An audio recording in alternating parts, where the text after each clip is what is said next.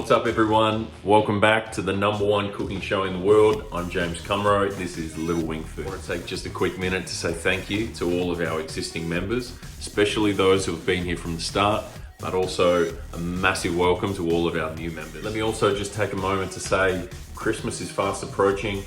If you're looking for corporate gifts, you're looking for business gifts, just please consider Little Wing boxes an easy option to send out. We do large or small orders. Send an inquiry through info@littlewingfoods.com.au for all your Christmas gifting needs, whether it be corporate or personal. We've got you covered. Okay, that's right, you read it correctly. It's box 007. So running through what we need for this box, we're going to be making a vegetable lasagna. I've also included in there option for you to cook with a protein, a meat protein. Otherwise, we're just going to cook a vegetable today. It's up to you. So the additional things that you need for this box, optional, 500 grams of beef mince, but what you really need is 1 brown onion, 1 carrot, 2 sticks of celery, some baby spinach leaves, curly parsley of course, because we love it, shredded mozzarella, grated parmesan, your extra virgin olive oil, Australian of course, and then also salt and pepper for seasoning.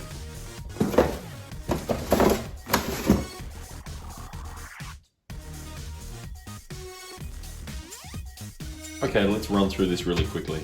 So here you'll find all of the relevant information, but really it's about this video and the cooking instruction. First product here is our lasagna sheets. Beautiful Italian pasta, bronze extruded, a little bit different from previous products. This contains egg. You're going to see a slightly different product at the end of it, but very delicious. This is a limited edition that we've made especially for this box. Lasagna sauce, a little bit heavier on the garlic and aromatics. Just really want that to come through this product. And then this is our fire roasted sweet red roasted peppers. So they're fantastic. You can just chop them up straight away, serve them on an antipasto, they're ready to go. Maybe finely sliced through a beautiful omelette.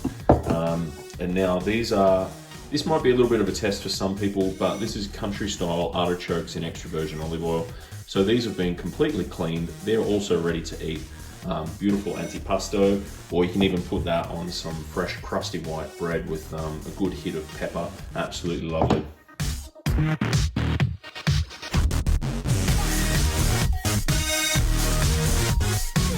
jumped ahead a little bit. I've gone and prepared onion, celery and carrot and put it all together in this bowl.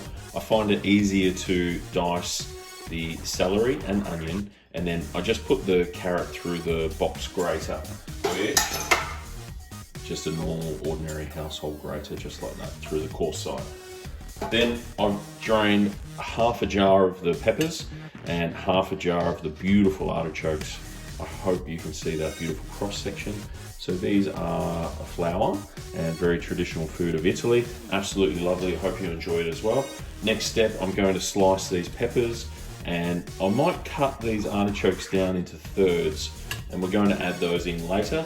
Then I'll get the pan on and we'll start sweating off the vegetables, and then we'll introduce the lasagna sauce and probably just a cheeky splash of red wine as well. Let's get rolling. Before we start, I'll just show you the lasagna dish I'm going to be using today. It's approximately 22 by 25 centimeters and just a shallow depth. So this will feed comfortably 4 people. So that's what I'm working on today, but whenever I cook, there's always a little bit left over. So I need to get started by preheating this heavy base pan, and then I'm going to introduce the vegetables that we need to sweat off. Top tip, as always, you may have heard me say before, when we introduce these vegetables at the start with the Australian extra virgin olive oil, it's really important to add salt. Salt draws out the moisture and stops it from caramelizing in the pan. We want to cook with no color. Introducing the Australian extra virgin olive oil. Now, another great tip, when you're cooking with these heavy base pans, you never introduce the cooking oil in until it's already preheated. If you put the oil in when it's cold, that oil is going to change the conditioning on your pan and you will lose the non-stick surface. Now, once we've got that oil in, Australian extra virgin olive oil, we don't want to bring that up until it starts smoking. We're just going to cook at a very low temperature, and I want to just be able to hear these vegetables sizzle as they hit it. Vegetables are in, sizzling away nicely. I'm introducing the salt now. It won't take much, and then you'll start to really hear it start to hiss. That's the moisture being pulled out of the vegetables. That moisture is helping steam as well as the conducted heat from the bottom. Introduce the Little Wing lasagna sauce, limited edition, 500 grams. Give it a little stir up first. Hear that pop top, you know it's fresh. Whole jar goes in. I'm going to turn that heat down a touch, stir that through.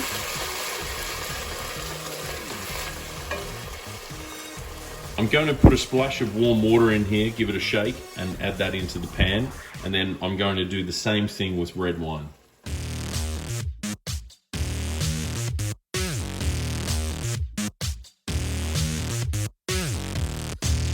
Sauce is simmering away. I'm going to introduce our marinated vegetables.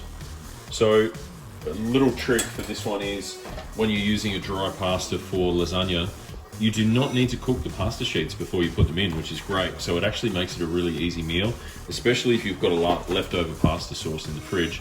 You don't really have to make this if you make extra of a previous meal. But the trick is dry pasta, you can cook it straight in with the sauce. You don't need to blanch this at all. However, it's going to absorb a lot of moisture. You're going to see this sauce is a little bit wetter than what we would normally use for a pasta, be it spaghetti or rigatoni, but we were allowing for these pasta sheets to absorb more moisture. And look at that. That smells absolutely lovely. I've turned the sauce down low, simmering away nicely. It smells really lovely. Now, the great thing about using the Little Wing Foods pasta sauces is that we've done all the heavy lifting for you. This has been cooked for hours and seasoned beautifully, so that's ready to go. So it's really important at the start to sweat those vegetables down, the onion, the celery, and the carrot. Just make sure they're cooked because everything else in there is cooked. And now you can see we've got beautiful hues of reds and oranges. Now we're going to introduce our green, 2 big handfuls, baby spinach. Now this cooks very quickly, obviously. I'm going to turn the heat off at this point and just stir that through because we're ready to start building. Vegetable sauce is cooked, pasta sheets is opened, ready to go, shredded mozzarella, primed and ready, baking dish, ladle, and it's at this stage that I've preheated the oven. I've got a fan force, I'm going about 185 degrees Celsius. Like I said, pasta sheets do not need to be pre-cooked. I'm going to assemble this. The order: sauce, small amount of cheese throughout to bind, pasta sheets, repeat. We're going to go all the way up to the top. Now, I'm not going to do a creamy bechamel. That absolutely drives me mad. I think it's overused and not made well enough. I don't think you need it, especially when the star of the sauce here is the artichokes and the peppers. You don't need that heavy bechamel for this guy, but we are going to finish with a thicker layer of cheese on the top, and then we're going to serve it with the chopped parsley and the parmesan.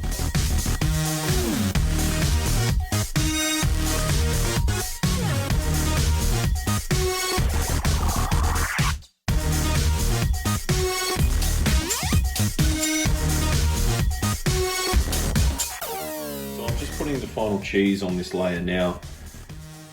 Absolutely critical point is you can cook these pasta sheets and they are meant to be cooked like this, but none of it can be exposed. So it all needs to be under the sauce, which is why we made it extra juicy. If you're struggling to get enough juice to cover your pasta sheets, don't be afraid.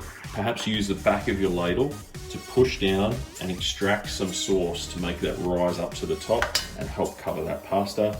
I'm going to throw the rest of this cheese on here. Now I'm going to use a sheet of baking paper, cut to this size, put that on top. Then I'm going to wrap all of this in foil. I'm going to give it 25 minutes in the oven to let it steam inside that packet. At 25 minutes, I'm going to remove the paper, remove the foil, and then I'm going to put it back in the oven, turn it up, and I'm going to, that pasta sheets take 20 to 30 minutes. So it's almost cooked, but the final maybe 10, 15 minutes, we're gonna make the top nice and golden and crispy. They're my favorite parts. Right, paper goes on. In the industry, that's called a cartouche. Foil around, make sure it's nice and tight. We want to keep as much steam in there as possible. And I find it really beneficial to then put this on an oven tray. That's going to avoid anything that decides to spill out of there dripping into the bottom of your oven.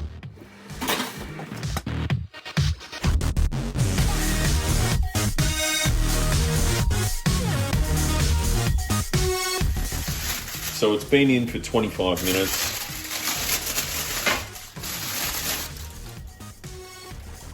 Okay, so we're seeing a little bit of color around the edges.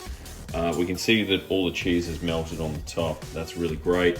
So you just want to take a knife and penetrate it through the pasta and just check those levels, make sure they're cooked, but they're going to be fine. Now at this stage where I'm going to put that back in, and I'm looking for a really dark, rich color across all the top of it. I'm going to try 5 minutes, and then I'm going to go in intervals of 5, increasing for the darker the color that you want it. It's up to your preference. So for me, this is a really great color. Beautiful, crunchy bits around the edges. And then the pasta I've checked with a knife goes through quite evenly. There's no resistance against those pasta sheets. It's been cooked correctly. I'm going to portion this up now. Chop the parsley, throw it over the top with the grated parmesan. Going to give it a little slug of olive oil and then tuck it. All right, there it is. So if that doesn't make you hungry, I really don't know what will. Final word from me, again, thank you so much for all your support. But one last thing, if you know someone might not be doing that well through all these lockdowns, check in on your mates. And you know what? If you've got it in you, why not sling them a little wing box? Send them this bad boy, make them really happy, make their day. Or if you can, invite them around, just cook for them. Sharing that meal, check in, check on your friends, check on your mates, make sure they're okay. Peace and love to everyone. Hope you're all happy and healthy, and stay tuned. I've got something really great coming next month.